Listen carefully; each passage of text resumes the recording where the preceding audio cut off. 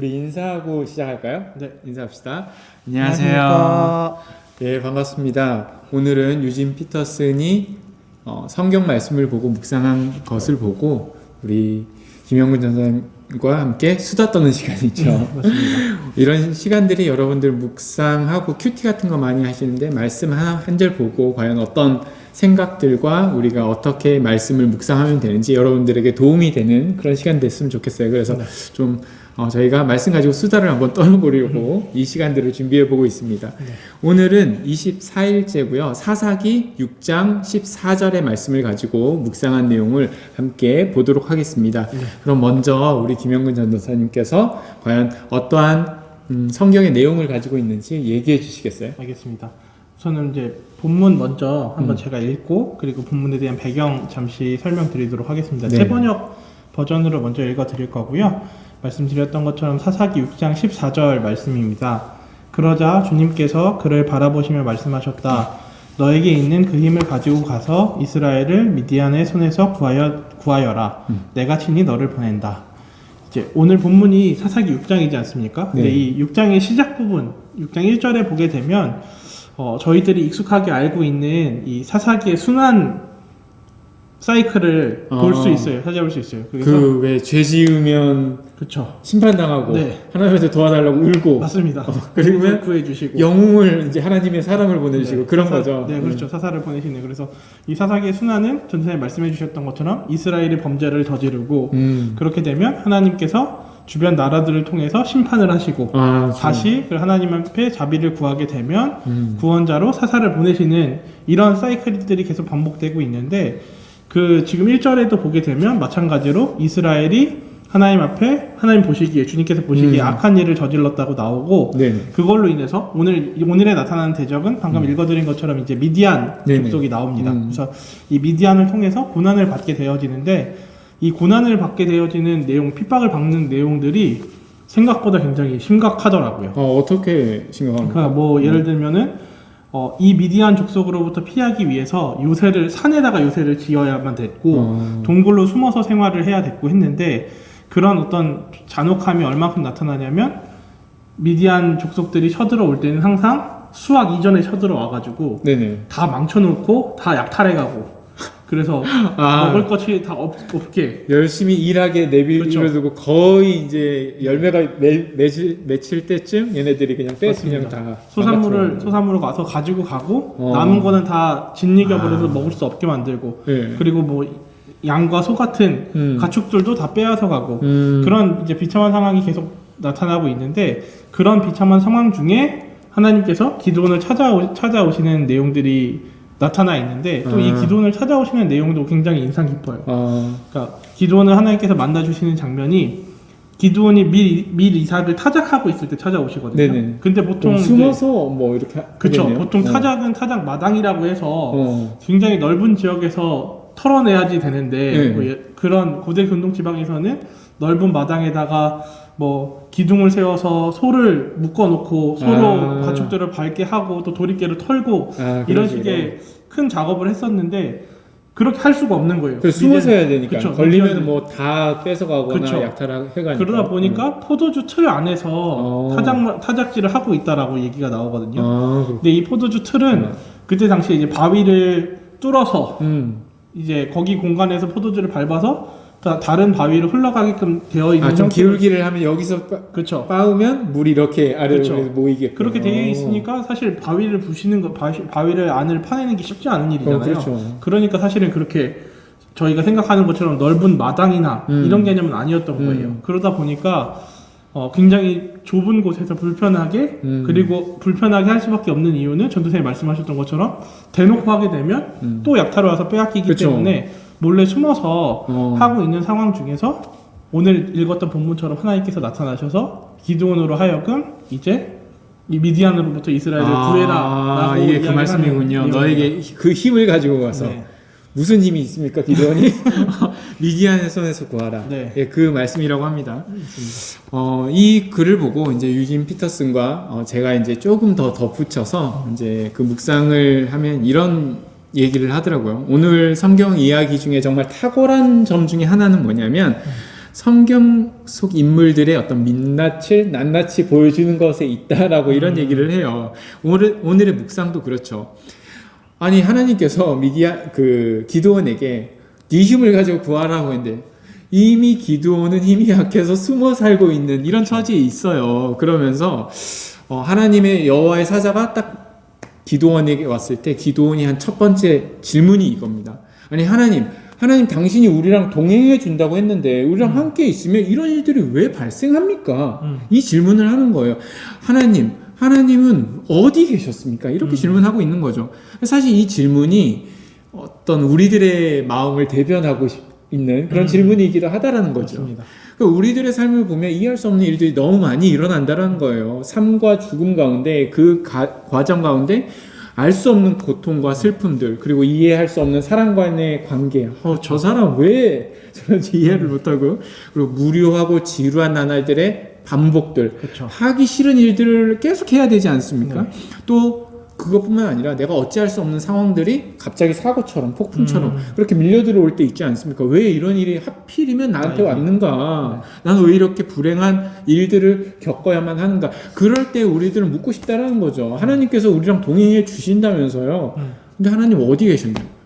도무지 성경을 보고 우리의 삶을 보면 조금은 동떨어진 그런 삶에 있다는 거예요. 그러니까 성경 속의 인물도 그렇게 질문하는 것을 보면 우리는 너무나 잘 공감할 수 있고 그래서 다음 대목 이렇게 얘기를 했을 때 과연 하나님은 어떻게 대답했을까? 하나님 어디 계셨습니까? 라고 했었을 때 하나님의 답변을 우리가 기대하게 되는데 성경책을 보니까 뭐라고 하냐면 참 항상 성경이 그래요.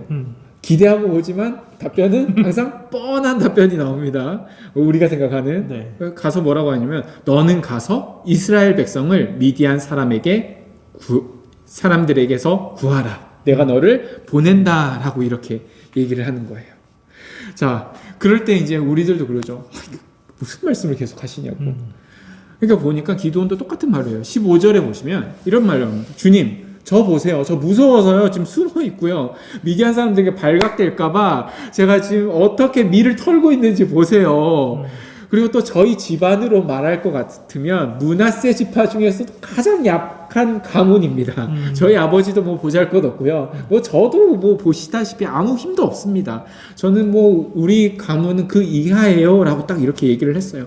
그런데 하나님께서 그럼 어떻게 얘기를 하느냐? 뭐 별다르지 않습니다. 근데 하나의 약속이 있어요. 그렇죠. 이게 중요합니다.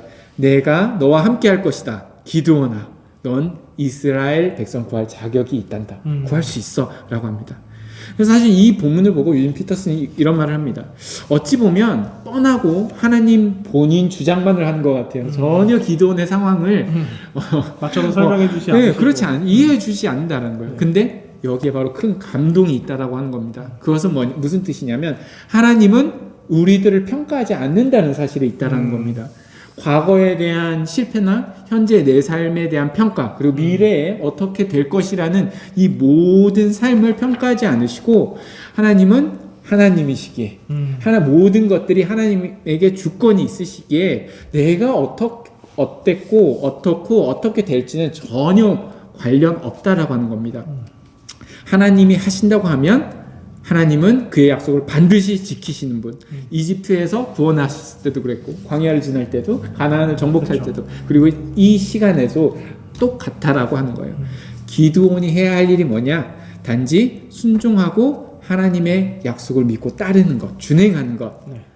기드온이 해야 할 일은 단지 하나님을 섬기기만 하면 된다라는 거예요. 왜냐하면 모든 주권은 하나님에게 있기 때문에 그렇다고 하는 것입니다. 이렇게 오늘의 묵상의 말씀들이 끝이 나게 됩니다. 네, 그래서 이제 유진 피터슨 목사님께서도 이제 이제 저희들에게 같이 생각해 보라고 말씀해 주시는 내용이 결국은 우리에게 요구하시는 순종이 하나님의 약속과 명령을 항상 연결시키는 데랑 만나고 있다라고 말씀을 하고 있어요. 그래서 이런 묵상을 통해서 우리들이 생각해 볼 수 있는, 그래서 우리가 정말로 하나님 앞에 순종을 하게 되어지는 일들이 마지못해서 내 힘으로 또는 내 의지로 내가 가지고 있는 능력으로 해나가고 있는 것인지 아니면 지금 얘기했던 것처럼 나 혼자서 하는 것이 아니라 하나님의 신실하심에 기대어서 그 하나님의 신실하심과 약속을 바라보며 순종을 하고 있는지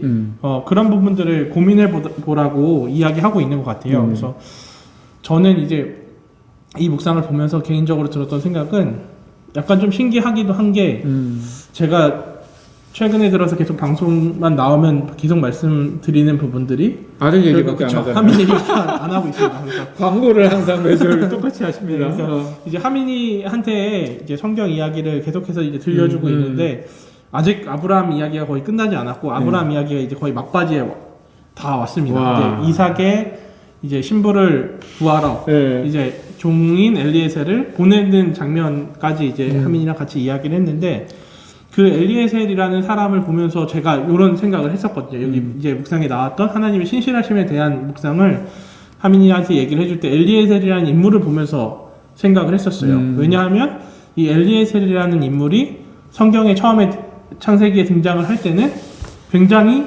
어떤 아브라함에게 있어서는 되게 중요한 사람으로 나타나잖아요.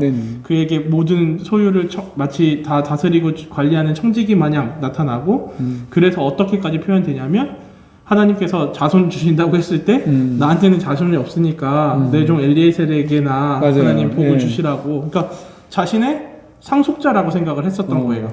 아브라함도 자기의 상속자는 엘리에셀이다라고 생각을 하고 있었는데 어떻게 생각해보면 엘리에셀은 좀 억울한 상황이 돼버린 거잖아요. 그렇죠. 나는 상속을 받을 뻔했는데 갑자기 이스마엘이 태어나고 이삭이 태어나면서 완전 뒷전으로 밀려버린 것 같은 그런 상황이고 그리고 이제 또 그 리브가를 구하러 가는 그 순간에는 어떻게 보면 하나님께서 명령을 하시지만 아브라함이 명령을 하게 되지만 그 명령에서 자유로울 수 있는 면들이 되게 많이 허용을 해요. 만약에 그 땅에 가서 고향 땅에 가서 아내감을 신부감을 만나서 데리고 오려고 하는데 그 사람이 거절하면 어떻게 하냐 그 이삭을 데리고 그쪽으로 가냐라고 물어봤을 때 그렇게 하지 말고 그럼 너는 그 나와의 한 맹세에서 풀려나니까 그냥 그대로 돌아오면 된다라고 이야기를 하잖아요.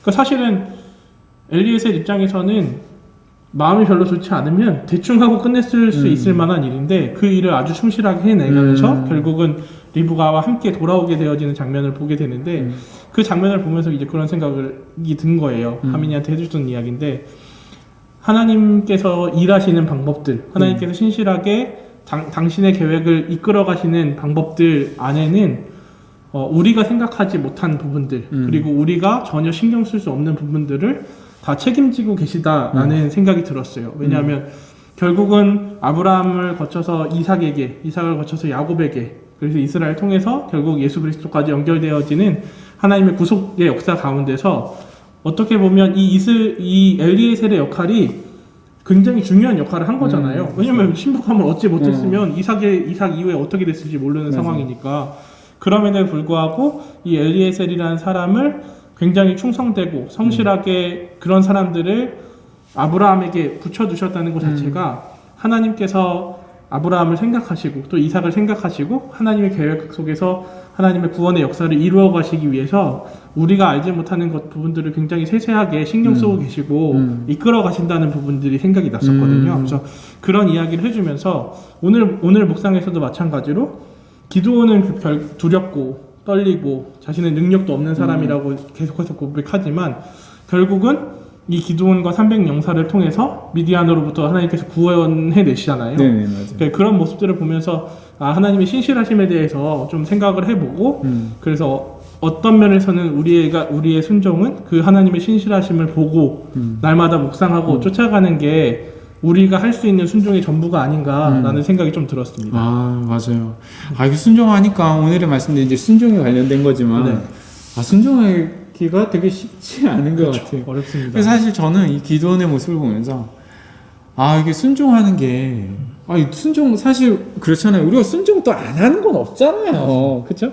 교회 다니면서도 보시면 대부분의 이제 교인들이 자신의 어떤 나름의 기준을 갖고 하나님에 대한 믿음을 가지고 다 순종하고 싶어 하는데 사실 그러한 모든 순간들마다 하나님이 없는 것 같이 불행한 일들은 여전히 자신들한테 일어나고 이런 상황들이 너무 많은 것 같아서 좀 가슴이 아프고 이해 안 가는 이런 상황이 있어요.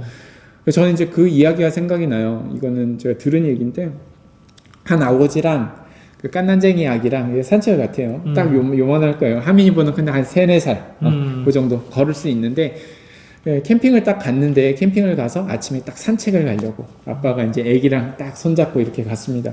아침에 그 산속에 딱 일어나 보니까 요즘 날씨에 너무 좋은 거예요. 뭐 새소리 들리고 아무도 인적도 없는데 그 자연의 그 모습을 아들한테 꼭 보여주고 싶었던 거죠. 새벽에 네. 그 이슬도 맺혀져 있고 이렇게 걸어가는데 하늘을 보니까 이게 비가 구름이 딱 오더니 비가 올 것 같은 거예요. 그러더니 똑똑똑 떨어지더니 갑자기 싹 하고 이게 떨어지기 시작하는 거예요. 소나기죠. 그쵸. 소나기가 이렇게 막 오게 하는 거예요. 그러니까 아버지가 어떻게 해요? 그 아기를 그냥 아장아장 걸어 다니는 아기니까 자기가 품에 안고 거기에 이제 그 모포 같은 걸 네. 이렇게 덮어 비에 안 맞게 덮어서 꼭 안아가지고 얘를 막 뛰면서 이렇게 왔대요. 집으로 오고 있었대요. 근데 길이 좀 머니까 오고 있는데 애는 울지 비는 답답하니까. 억수지 시야는 가려지지 그러니까 미치겠는 거예요. 그래도 어떻게 아버지가 꼭 안고 얘를 어떻게 해서 집에 딱 왔어요.